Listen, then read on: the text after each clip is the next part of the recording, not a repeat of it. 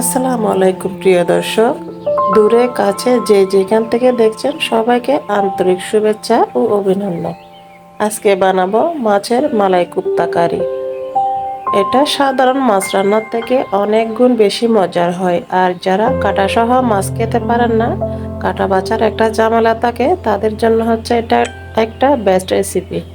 তো প্রথমে হচ্ছে মাছ সিদ্ধ করে নিয়েছি, এখন কাটাগুলো বেছে নিচ্ছি।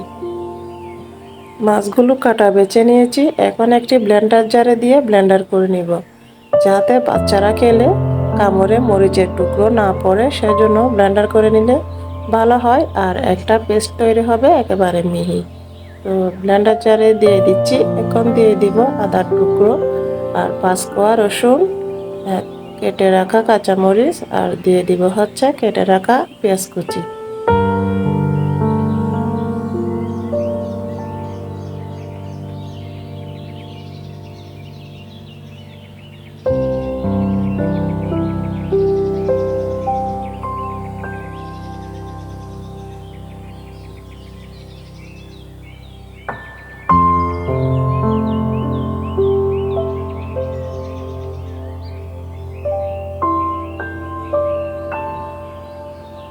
খুব ভালো করে মিহি পেস্ট করে নিয়েছি, এগুলো এখন একটি পাত্রে ঢেলে নিব।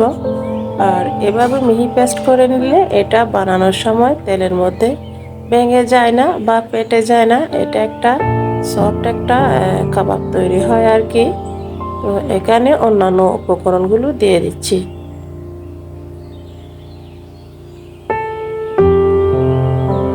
প্রথমে দিয়ে দিচ্ছি হাফ চা চামচ লবণ, হাফ চা চামচ হলুদের গুঁড়ো, আর দিয়ে দিব এখানে বেসন আর একটি ডিম।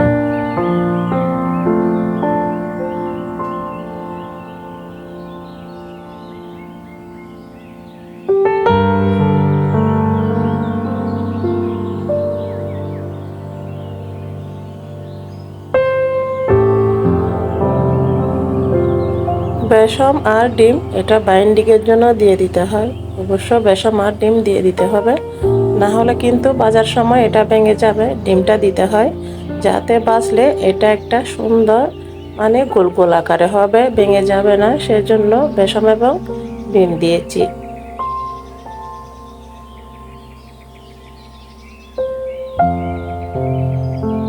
এখন এটাকে কোপ্তা বানিয়ে একটি আলাদা পাত্রে রেখে দিব।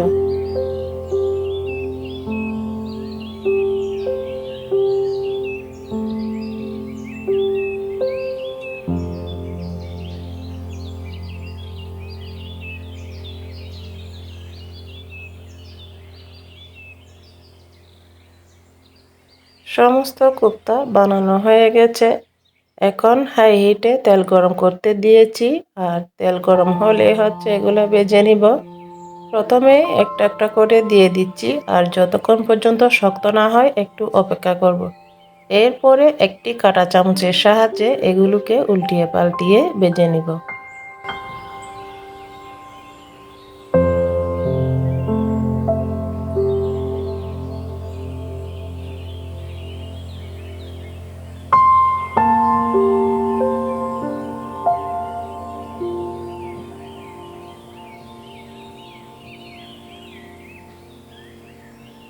এভাবে করে আমি সমস্ত কোপ্তাগুলো ভেজে নিয়েছি, এখন একে একে উঠিয়ে নিচ্ছি।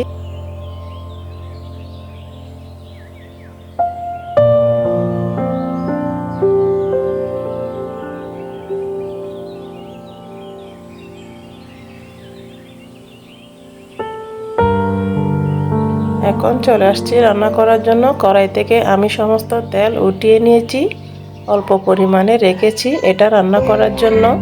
এখন এখানে দিয়ে দিচ্ছি পেঁয়াজ কুচি, একটু কালারিং করে এটা ভেজে নিব, মানে হালকা কালার আসলে হচ্ছে। আর দিয়ে দিচ্ছি এখানে হাফ চা চামচ মরিচের গুঁড়ো, একটু হলুদের গুঁড়ো, যেহেতু আমরা মাখার সময় দিয়েছি এখন অল্প দিলেই হবে। আর দিয়ে দিয়েছি একটি দেশি টমেটো, আর দিয়ে দিচ্ছি অল্প পরিমাণে লবণ। লবণটাও আমরা আগে ব্যবহার করেছি, সেই হিসেবে এটা বুঝে শুনে ব্যবহার করতে হবে। তো এখন একটুখানি তেলের মধ্যে কষিয়ে নিচ্ছি, একটুখানি পানি দিয়ে আরও একটু ভালো মতো কষিয়ে নিতে হবে। যাতে ভালো মতো না কষালে কিন্তু এখানে আবার মরিচ মশলার ঘ্রাণটা রয়ে যাবে, এতে খেতে ভালো লাগবে না। আর সেজন্য অল্প পরিমাণে পানি দিয়ে আমি আরও ভালো মতো কষিয়ে নিচ্ছি।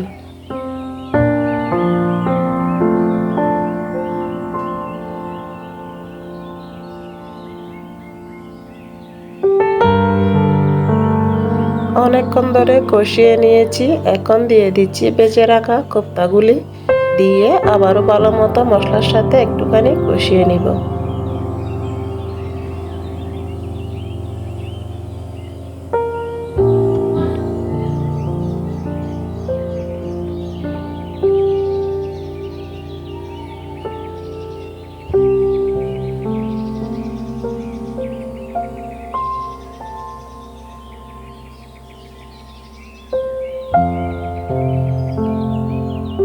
এখন পর্যাপ্ত পরিমাণে পানি দিয়ে এটাকে রান্না করে নিব।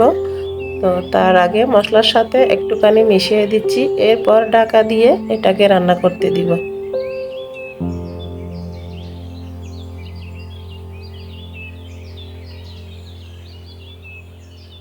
অনেকক্ষণ ধরে রান্না করে নিয়েছি, এখন চুলা বন্ধ করে এখানে দিয়ে দিব ধনেপাতা কুচি। অবশ্যই ধনেপাতা কুচিটা চুলা বন্ধ করে দিতে হয়, না হলে কিন্তু এটা সিদ্ধ হয়ে ফ্লেভারটা একেবারে নষ্ট হয়ে যায়। তাই চুলা বন্ধ করে দিলে কিন্তু এটা ভালো ফ্লেভার বের হয় আর কি। তো দিয়ে দিয়েছি, এখন একটুখানি কাঠির সাহায্যে এটাকে মিশিয়ে দিব।